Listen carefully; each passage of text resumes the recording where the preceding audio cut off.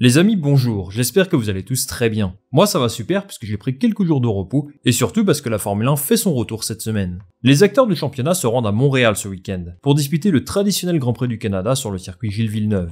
Je dois vous dire que j'ai hâte à ce GP, parce que ce qu'on a vu à Barcelone il y a 10 jours m'a laissé beaucoup d'interrogations.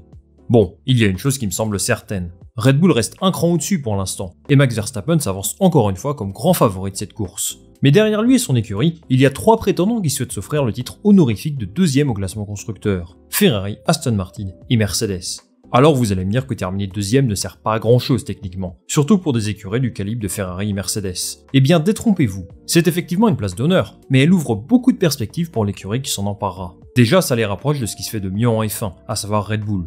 Ça donne également de la confiance aux employés qui savent qu'ils sont sur la bonne voie et que leurs efforts commencent à porter leurs fruits. Et bien sûr, ça offre des garanties aux pilotes. Pour toutes ces raisons, la lutte pour la deuxième place s'annonce très intéressante, et après le Grand Prix d'Espagne, il me paraît nécessaire de faire un premier état des lieux des forces et faiblesses des uns et des autres. Après tout, ce Grand Prix est censé donner une première vérité du potentiel réel de chaque écurie, et à ce jeu-là, il semblerait que ce soit Mercedes qui soit dans la position la plus confortable. Je vous ai d'ailleurs demandé dans un sondage il y a quelques jours ce que vous en pensiez, et le résultat est sans appel.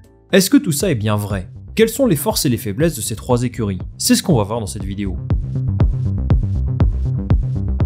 En hommage à leur magnifique victoire obtenue lors des 24 heures du Mans ce week-end, on va commencer par parler de Ferrari. Comme d'habitude, je vous invite à utiliser les chapitres de la vidéo si vous souhaitez plutôt m'écouter parler de Mercedes ou d'Aston Martin. Libre à vous de faire ce que vous souhaitez. Le cas Ferrari est un sujet récurrent sur la chaîne. J'en ai parlé il y a à peine une semaine, et je vous expliquais que la Scuderia était tout simplement en plein cauchemar. Après tout, le dernier Grand Prix a été abominable pour eux. Carlos Sainz sèchement battu par les 2 Mercedes, Charles Leclerc éliminé en Q1, des évolutions qui ne donnent pas entièrement satisfaction, c'est dur pour une équipe qui a terminé deuxième l'an dernier. Actuellement, Ferrari trône à la 4e place au classement, à 52 points de Mercedes. C'est un retard déjà important, mais ce n'est pas non plus impossible à rattraper. Concrètement, quelles sont leurs chances? On va déjà commencer par analyser leurs points forts. Ce qui me vient à l'esprit, c'est leur capacité à briller en qualification. On sait que ce n'est pas l'exercice préféré de Sergio Pérez, et il n'est pas rare de voir Charles Leclerc ou Carlos Sainz commencer la course en première ou deuxième ligne. Sainz est même le pilote avec les meilleurs résultats cumulés dans cet exercice, devant Max Verstappen. Ça peut sembler complètement fou pour une voiture qui est, techniquement, 4e force du plateau. Autre source de satisfaction, leur duo de pilotes est assez homogène. Quoi qu'on puisse penser de Carlos Sainz, il faut dire qu'il a plutôt bien fait le job en termes de points rapportés cette saison. C'est pas flamboyant, il a fait quelques erreurs, à Monaco notamment, mais pour le moment, je n'ai pas l'impression qu'il plombe son équipe. Charles Leclerc au contraire ne s'est pas illustré de la meilleure des façons ces derniers temps. Son élimination en Q1 en Espagne n'est pas de sa faute, sa relégation à la 6e place sur la grille à Monaco non plus, mais évidemment, son crash en qualification à Miami l'a grandement pénalisé, et là c'est de sa faute.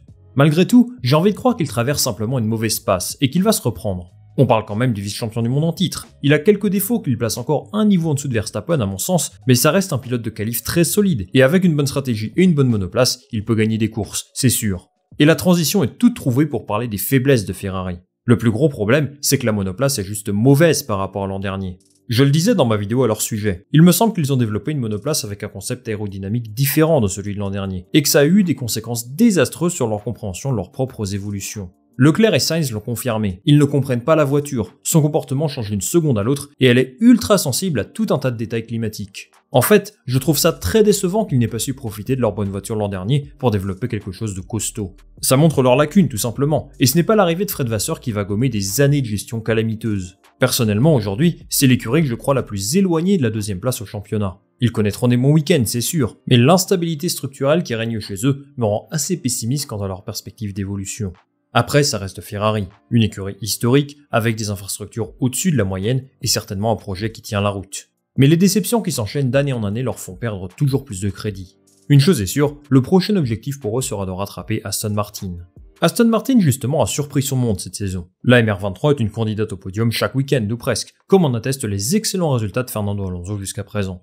Candidate au podium chaque week-end ou presque, puisque l'écurie britannique a connu son pire week-end lors du Grand Prix d'Espagne. Leur duo de pilotes n'a pu faire mieux que 6e et 7e, ce qui est bien sûr une déception compte tenu de leur potentiel affiché depuis le début de l'année. Alors, a-t-on assisté à un dur retour à la réalité, ou est-ce une simple erreur de parcours? À en croire Fernando Alonso, il s'agirait plutôt de la 2e option. Le taureau des Asturies l'affirme, ce genre de contre-performance n'arrivera plus. Il dit même que ce sera la dernière course sans podium. Bon, on connaît Fernando, il a parfois tendance à exagérer. Aston Martin connaîtra d'autres week-ends sans, c'est certain, mais il a raison de rester optimiste. En qualification, Alonso est parti à la faute, ce qui a endommagé son plancher et a en quelque sorte ruiné sa séance. Sans ça, je pense qu'il se serait battu pour la deuxième ligne à minima, et sa course aurait sans doute été bien différente. Malgré tout, le constat est là. À Montemelo, la W14 était bien meilleure que sa monoplace. Mais je trouve qu'il faut prendre du recul là-dessus. Les évolutions apportées par Mercedes et Ferrari étaient bien plus importantes que celles d'Aston Martin. Ils ont surtout perdu en performance lors de leur relais en pneus tendres. Pour le reste, c'était à peu près comme d'habitude, et tout à fait au niveau de Mercedes et Ferrari. Bon, ça, c'est un point de vue assez optimiste. C'est la vision que nous partage Mike Crack, le responsable de l'équipe. Je suis plutôt d'accord avec lui, dans le sens où c'est beaucoup trop tôt pour dire qu'Aston Martin est largué et loin de Mercedes. Gardons à l'esprit que beaucoup d'évolutions sont prévues, et ce dès le prochain Grand Prix. Justement, le gros point d'interrogation intervient ici. Quels gains de performance sont-ils capables de faire? Peuvent-ils gagner la course au développement face à des mastodontes comme Ferrari et Mercedes? Pour moi, c'est l'un des points d'intérêt les plus importants du championnat pour l'instant, si ce n'est le plus important. Je le dis régulièrement, Aston Martin a fait un bond en avant immense entre la fin de la saison 2022 et aujourd'hui. Passer de 7ème au championnat à Top Team, c'est quelque chose d'extrêmement rare dans la F1 moderne. En fait, j'ai le même avis depuis le début de la saison. Je pense qu'Aston Martin va rencontrer des problèmes structurels à un moment donné, parce qu'ils sont en avance sur leur plan. Leur nouvelle usine devrait ouvrir un peu plus tard cette année, leur simulateur va arriver en 2024, c'est une écurie qui connaît une véritable révolution. Le fait qu'ils en soient là aujourd'hui, avec ces infrastructures, c'est une masterclass totale. Attention, je ne suis pas en train de vous dire qu'ils développent leur voiture dans un taudis, mais tout de même, il y a quelques années, ils s'appelaient encore Force India, et ils avaient l'un des plus petits budgets du championnat. L'arrivée de Lawrence Stroll a bien sûr fait évoluer tout ça, et le fait qu'ils se retrouvent là aujourd'hui montre que leur projet monte en puissance à vitesse grand V. Mon raisonnement initial était qu'ils pourraient atteindre un plafond de verre à un moment donné, et que ces deux concurrents réaliseraient un meilleur développement. Mais après tout ce que j'ai vu depuis le début de l'année, j'ai envie de croire qu'ils sont capables de continuer sur cette voie. Entre ces trois équipes, il est clair que c'est Aston Martin qui comprend le mieux sa monoplace. Mercedes semble remis sur de bons rails, mais Aston Martin a peut-être un plan de développement plus cohérent. Avec un Lance Stroll un peu plus performant, il serait toujours deuxième au classement constructeur. C'est le maillon faible de l'équipe pour l'instant, donc j'espère qu'il nous montrera de quoi il est capable lors de son Grand Prix national. Quant à Fernando Alonso, je pense qu'il n'a plus grand chose à prouver. Enfin, on arrive au sujet qui vous intéresse le plus si vous supportez Lewis Hamilton et George Russell, Mercedes. Bon, de ce que je lis à droite à gauche, beaucoup d'entre vous les placent comme les favoris pour la deuxième place. Certains pensent même qu'ils pourront se battre avec Red Bull dès le Canada. Bon, je n'ai pas envie de faire le mec qui veut casser l'ambiance, mais restons calmes. Non, Mercedes n'est pas encore officiellement de retour. Cela fait 1 an et demi qu'ils se sont trompés sur leur concept, et c'est leur premier vrai bon week-end depuis un moment. Là où je me réjouis en revanche, c'est que leurs nouvelles évolutions marchent, et ça n'avait rien d'évident. Vous le savez, la W14 est désormais équipée de pontons, mais aussi d'une nouvelle suspension, qui semble avoir donné satisfaction à Toto Wolff et son équipe. C'est un sentiment que je partage. La course qu'ils ont fait à Barcelone était simplement excellente. C'est la première fois qu'une écurie se retrouve aussi proche de Red Bull cette saison, et c'est d'autant plus encourageant qu'ils ont très récemment changé de concept aérodynamique. Sur le papier, la W14 ne devait pas briller autant sur un circuit comme Montemelo, où il y a une dégradation des pneus importante. Ça, c'est George Russell qui le dit. Et c'est bien sûr une bonne nouvelle si Mercedes réussit à performer lors d'un Grand Prix où ils étaient relativement pessimistes à la base. Encore une fois, ça c'est sur le papier. Au fond, qui sait aujourd'hui sur quel tracé la Mercedes est la meilleure? Après tout, le concept aérodynamique est tellement différent de celui de Bahreïn ou d'Azerbaïdjan par exemple, qu'il est presque impossible pour un spectateur lambda de dire si oui ou non la Mercedes sera performante sur tel ou tel circuit. C'est pour moi la clé du succès ou non de la W14 2.0, la compréhension des bonnes évolutions à mettre en place. Et là, ce n'est pas gagné. Dans ma vidéo portant sur le sujet, publiée il y a 2 semaines, je vous disais que Mercedes a du mal à comprendre les bonnes configurations techniques à adopter sur chaque circuit. En 2022, ils se sont trompés je ne sais pas combien de fois, et en 2023, c'est également arrivé. Ils ont fait ce qu'il fallait à Barcelone, mais est-ce que ce sera le cas au Canada? Parce que c'est un nouveau concept aérodynamique, je suis convaincu qu'ils feront des erreurs. C'est une bonne chose parce que ça les fera avancer, mais pour l'instant, je ne crois pas qu'ils aient réussi à prendre le dessus sur tous leurs démons.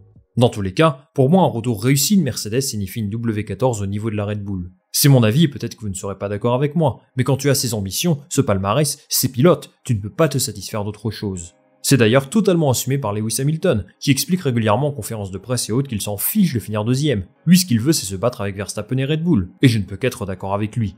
Alors sont-ils vraiment dans la meilleure position pour décrocher la P2 au constructeur? Eh bien la réponse tient en 3 mots. C'est trop tôt. C'est beaucoup trop tôt pour dire qu'ils sont les favoris. Ce que je peux vous dire en revanche, c'est qu'il y a bel et bien une évolution par rapport à l'an dernier. Ils sont moins en souffrance, et ce même sur des circuits difficiles pour eux comme Bakou, et leur développement semble enfin aller dans la bonne direction. Maintenant, on pourra juger de la bonne performance ou non de leurs évolutions à partir de Silverstone ou Budapest, je dirais. Là, on aura eu l'occasion de voir leur niveau sur différents types de circuits, plus lents, plus rapides, etc. Je pense qu'ils sont les mieux placés pour sortir gagnants de cette lutte pour la deuxième place, vu leur passé, leur potentiel et leurs 2 pilotes, qui sont excellents. Avec un Hamilton à ce niveau et un Russell également très performant, c'est peut-être ce qui fera la différence au final. La seule certitude aujourd'hui, c'est qu'on a une lutte pour la deuxième place très ouverte, et je m'en réjouis. J'espère que l'une de ces équipes réussira à rejoindre Red Bull à un moment donné. Pour être honnête, ça me semble un petit peu tard, mais pour le spectacle, j'ai envie de garder espoir. Merci d'être resté jusqu'au bout de cette vidéo les amis. Donnez-moi votre avis en commentaire sur l'écurie la mieux placée pour décrocher la deuxième place au classement constructeur, et moi je lirai ça avec attention. Comme d'habitude, si vous souhaitez me soutenir, vous pouvez liker cette vidéo, la partager autour de vous, et surtout vous abonner. C'est le meilleur moyen d'aider cette chaîne à grandir encore davantage. On va se retrouver très rapidement pour une nouvelle vidéo. Salut, à la prochaine!